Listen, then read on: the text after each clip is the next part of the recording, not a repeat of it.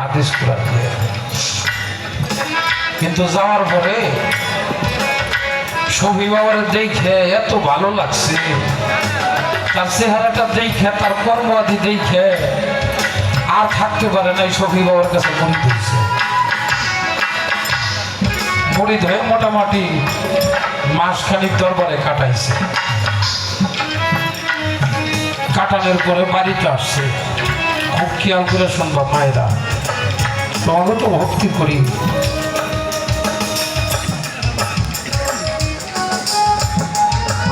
বাড়িতে এসে স্ত্রীর ডাকতে কইতেছে, শুনছাও আমি বান্দা শরীফ গেছিলাম, শফি বাবারে দেখে আমার ভালো লাগছে, আমি দয়ালের কাছে হাত দিয়ে মুড়ি ধুইছি। কয় হাই হাই, তুমি করছো কি? তুমি শেষবেলায় যে ভণ্ডর কাতারে নাম লেখাইলে, তুমি একজন আলেম মানুষ, একজন শিক্ষিত এমবিবিএস ডাক্তার, এমবিবিএস ডাক্তার, তুমি শেষবেলায় যে ভণ্ড বলে যে তুমি নাম লেখাইলে, তুমি তিমানটাই হারিয়ে ফেলাইলে, তোমার সাথে আমি সংসার করব কেমন করবো?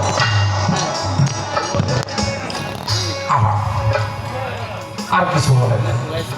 বড় ছেলে ছোট ছেলেরে ডাকতেছে, বাবা আমি বান্না শরীফ গেছিলাম, শফি বাবার কাছে মুড়ি ধুইছি। কয় হাই হাই বাবা, নাউজুবিল্লাহ নাউজুবিল্লাহ, তুমি করছো, তুমি আমাদের মাদ্রাসায় লেখাপড়া করাইছো, বড় আমরাও লেখাপড়ায় শিক্ষিত হয়েছি, তুমি কাজটা করলা কি? আমার আল্লাহ ইমানদারের ইমানটা বেশি বেশি পরীক্ষা করে, তাই করে না? ইমানদারের ইমান বেশি বেশি পরীক্ষা করে।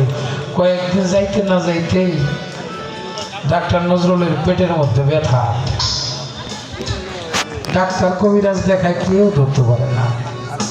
এন্ডোস্কোপি করছে, রোগ ধরা পড়ে। ভারতে নিয়ে গেছে, ধরা পড়ছে ক্যান্সার। কত দেশে চিকিৎসা করছে, টাকা পয়সার অভাব না, কিন্তু সব জায়গায় থেকে উনি আর বাঁচবে না, ওনাকে আপনারা বিদায় দিয়ে দেন। ক্যান্সারের রোগের তার বাঁচার কায়দা নাই। যে মানুষটা জানে আমি বাঁচবো না, ওই মানুষটার আর কোনো চাওয়া পাওয়ার থাকে? কোনো চাওয়া পাওয়ার নাই। ঘরের মধ্যে শুয়ে থাকে, দয়াল নাম নিয়ে কান্দে। আমার বাজার রশিদ সরকারের শ্বাসের ব্যায়াম ছিল, আপনারা জানেন না অনেকে। উনি হাসাইতো, ভক্তরা আমাকে বড় মার সাথে বুদ্ধি করে শ্বাসের ওষুধ এনে দিচ্ছে। শ্বাসের ওষুধ খেয়ে বাজারে এমন ঘুমাইছে, সারা রাত আর জাগনা হয়। সকালবেলা উঠে কয়, আমি আজকে ঘুম পাচ্ছি রে, আমার জীবনে এরকম ঘুমাই নেই। তোরা ওষুধের বোতলটা আমারে দে। কাছের বোতলটা নিয়ে আচার দিয়ে ভাঙিয়ে হলাইছে। সবাই অবাক হয়ে গেছে, বাজান তুমি কি করলা? কয় এই ওষুধ খাই আমার ব্যথা, আমার শ্বাস ছিল না, আমি সারা রাত ঘুমাইছি, আমি এই ঘুমের মাঝে আমার দয়ালের দেখা একটা ভালো পাই নাই। আর যখন আমার শ্বাস নিতে কষ্ট হয়, প্রত্যেক শ্বাসে শ্বাসে আমি আমার তোলাচন্দ্রের নাম জপি, আমি তোলাচন্দ্রের নাম জপলে আমি ভালো থাকি। যে ওষুধে আমার আমার দয়াল প্রেমী থেকে সবাই, ওই ওষুধের আমার দরকার নাই।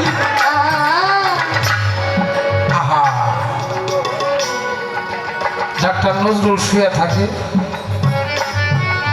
বড় ছেলে প্লেটে করে ভাত নিয়ে খাওয়াইতে গেছে।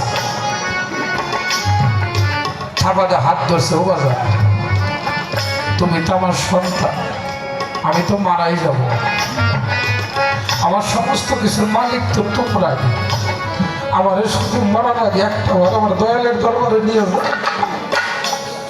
বড় ছেলে ধিক্কার দিয়ে চলে গেছে। পরের দিন স্ত্রী প্লেটের মধ্যে ভাত নিয়ে স্বামীরে খাওয়াইতেছে। অনেক মায়ের আছে স্বামীর চোখের পানি সহ্য করতে পারে না, ছলনাময়ী নারী যারা তারা পারে, কিন্তু মাতবরা পারো না। স্বামীকে যখন খাওয়াইতে গেছে, থাপা দিয়ে স্ত্রীর হাতটা ধরছে, আজ 25-30 বছর ধরে তোমার নিয়ে আমি জীবনটা কাটাইলাম, আমার ক্যান্সার হয়েছে, আমি মারা যাবো, তুমিও জানো আমিও জানি, তোমার কাছে সারা জীবনে কোনো কিছুই চাইনি, আমি একটা জিনিস চাবো, দিবা কি? আমার যদি একটা গাড়িতে করে আমার দয়ালের দরবারে নিয়ে যাই, বাদ দিবেন। স্ত্রী সহ্য করতে পারে না, একটা অ্যাম্বুলেন্স চাই না, ডাক্তার নজরুলকে নিয়ে ভান্ডার শরীফ চলে গেছে। দয়ালে বসে রয়েছে, নজরুলকে নিয়ে নামাইছে।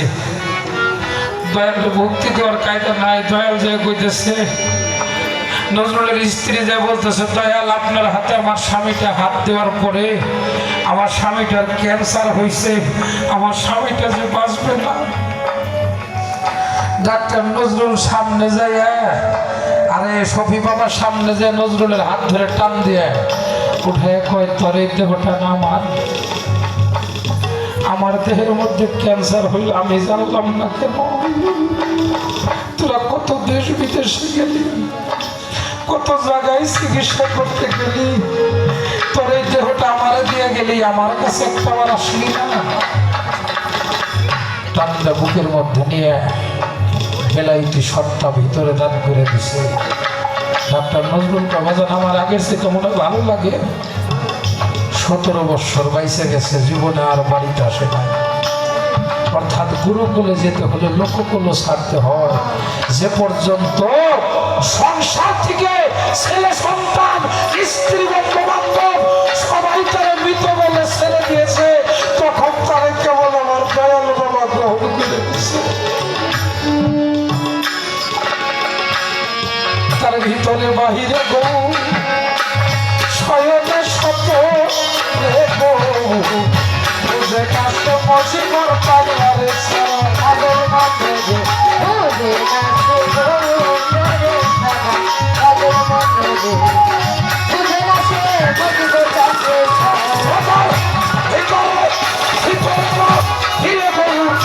শয়নে শত বুঝে কাছে দয়াল সাথে সারা আগর মাঝে বুঝে কাছে